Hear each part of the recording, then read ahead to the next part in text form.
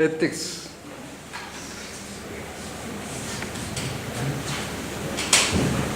Ethics as a concept is a subject of studying what is right and wrong and good and bad, correct and incorrect.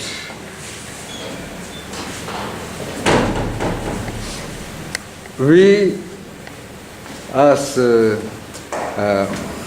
aspirants to become creative in managing work and organizations, creative in managing our own selves. We as aspirants of becoming genius in our approaches to leading organizations or in leadership, we want to look at being ethical in our speech, in our actions, in our responses, in our behaviors, in our work, and in our relationships. Being ethical rather than understanding theories about ethics.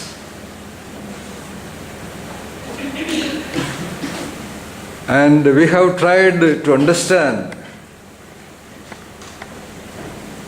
by a very considered reflection of why and how that phenomenon of events of human creations or man-created events and situations can become potentially unethical.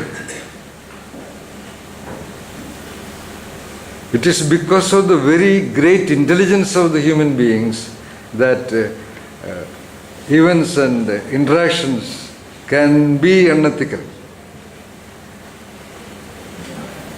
Because unlike other subhuman creatures, the great freewheeling intelligence of the human being rather inspires them to try for the best, to try for the finest form of survival. The so-called Matthew, one of the interpreters of what Jesus taught, he says that the birds are not reaping and sowing seeds and reaping it, and so on and so forth. Then why you are struggling like that? Are you not greater than birds? Apparently what Jesus said.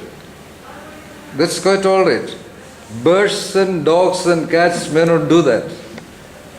But the very intelligence, the very great freewheeling intelligence of the human entity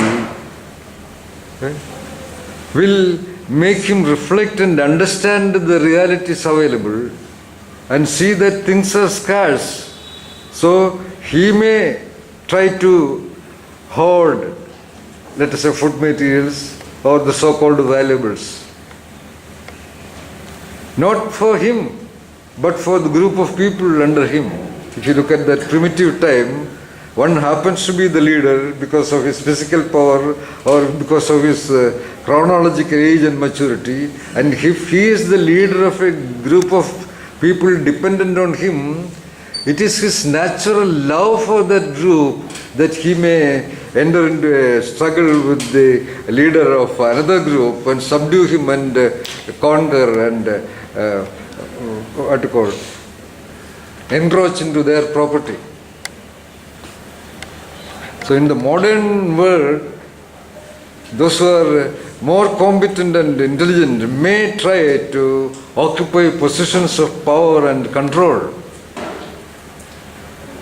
Not necessarily for them, but for those who are dependent upon them. Right? It is unlikely that an individual would like to take bribes or embezzle money by some fraudulent methods only for him. It may be for the family. It may be for, as we know, for some political intentions of trying for the next election. and so on and so forth. So there is a classical conflict of perceptions. That's why if there is an event, one group of people will say that is right, and another group of people will say that is not right. Most often, those who say it was not right is likely to be the sufferers, those who did not get.